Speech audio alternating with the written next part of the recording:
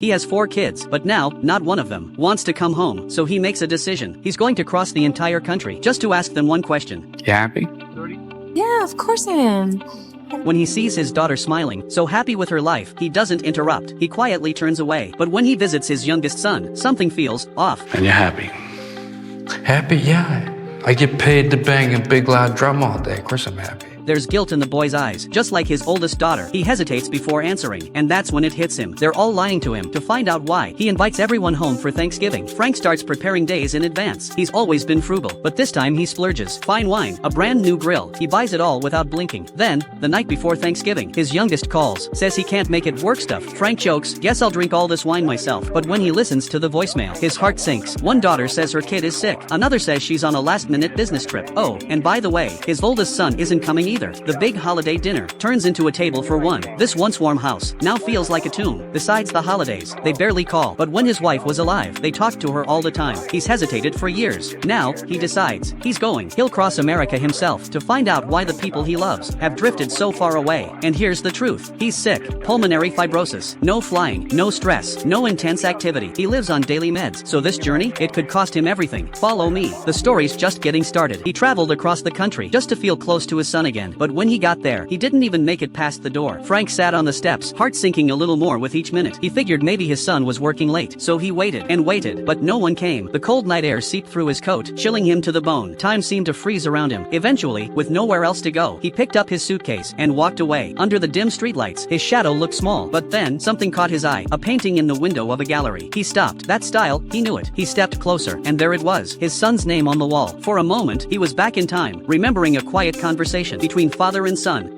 What are you gonna do when you grow up, huh? I want to be a painter and do my pictures. Not a painter. Christ, painters paint walls and dogs pee on walls. You're gonna be an artist. Artists paint pictures that change people's lives. What are you gonna be? An artist. That's right, an artist. So you're gonna work hard? Yes, Dad. You're gonna make me proud?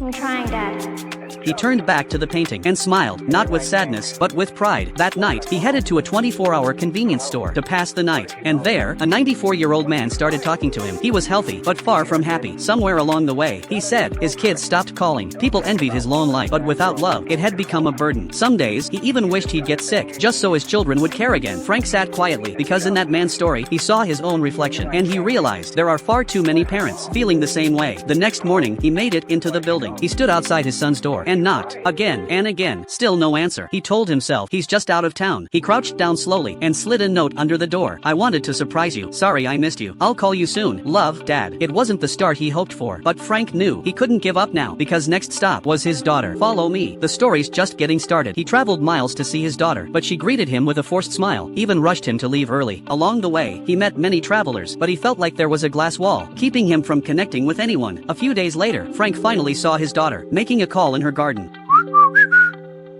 Amy! Dad?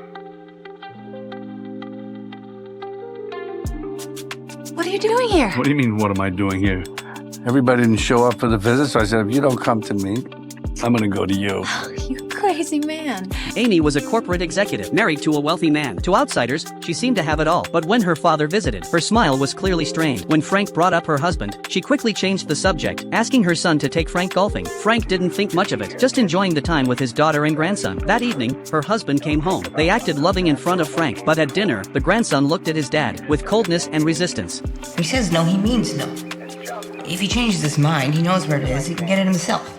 Amy tried to keep up the happy family act, but only revealed the cracks. At first, Frank thought the kid was just being difficult. He asked to stay longer, but Amy found excuses to refuse. That's when Frank began to suspect. When he tried to take a family photo, the looks Amy and the grandson gave her husband were full of rejection. Amy and her son wouldn't even look at him warmly anymore. Clearly, the marriage was in trouble. Frank said nothing, left behind a letter full of love and wishes, and walked alone to the station. Next stop, his son Robert. Follow me. The journey's far from over.